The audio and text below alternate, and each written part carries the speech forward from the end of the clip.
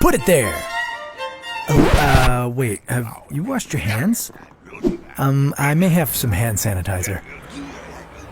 We've been shaking hands since as early as 1800 BCE, when we thought we could absorb the gods' power. Well, we're absorbing something, all right. Research has shown that we have over 3,000 bacteria on our hands, including fecal matter from 150 different species. Gross. To make matters worse, the average person shakes hands 15,000 times in their lifetime. So, what if we stopped shaking hands altogether? Would losing the handshake make a difference? Or would it just be replaced by something even more yucky? This is What If. And here's what would happen if we stopped shaking hands. It's believed that shaking hands started as a gesture to show you meant no harm to others. This was done by reaching out the right hand, where your weapon would normally be, and showing that it was empty. The classic hand movement of up and down could have been a way to show there were no knives or daggers hidden in the arm. See, nothing up my sleeve. Since then, it's become a gesture of good faith and commitment, often used when closing a deal. And that's just scratching the surface of why we shake hands. Cultures around the world have different variations of who shakes hands and how, but all involve getting touchy-feely, which isn't doing much good for our health. When we shake hands and our hands have large amounts of bacteria or viruses on them, we spread the bacteria or viruses to the people we shake hands with. This increases the chances of people getting sick. But let's say you just washed your hands. Great, but it doesn't mean much if the other person didn't, so the bacteria train keeps on chugging. The transmission of common colds and the flu have both been linked to handshakes, and the longer the handshake, the higher the odds of catching something. Most doctors agree that cutting out handshakes would hugely benefit our health. But is it that easy? We're not just taking away a gesture, we're taking away a concept that's been ingrained in our cultures for centuries. So we need to find a replacement.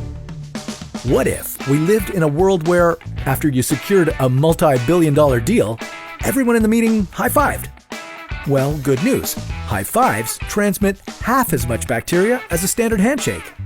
And if you really want to seal the deal, fist bumps transmit even fewer bacteria.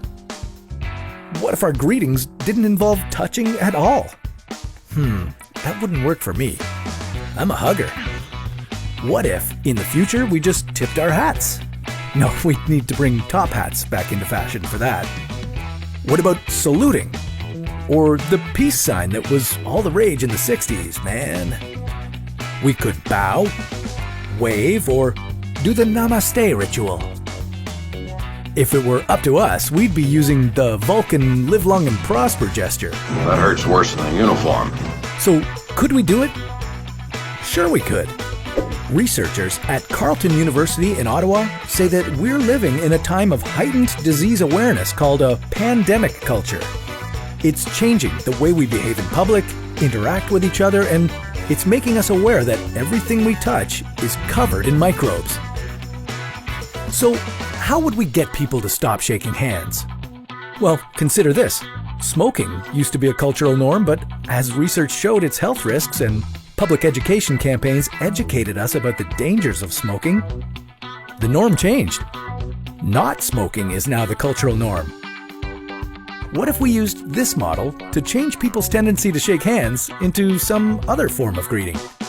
Mass media and the internet would make it easy to spread information about the danger of shaking hands. This would encourage people to adopt other practices.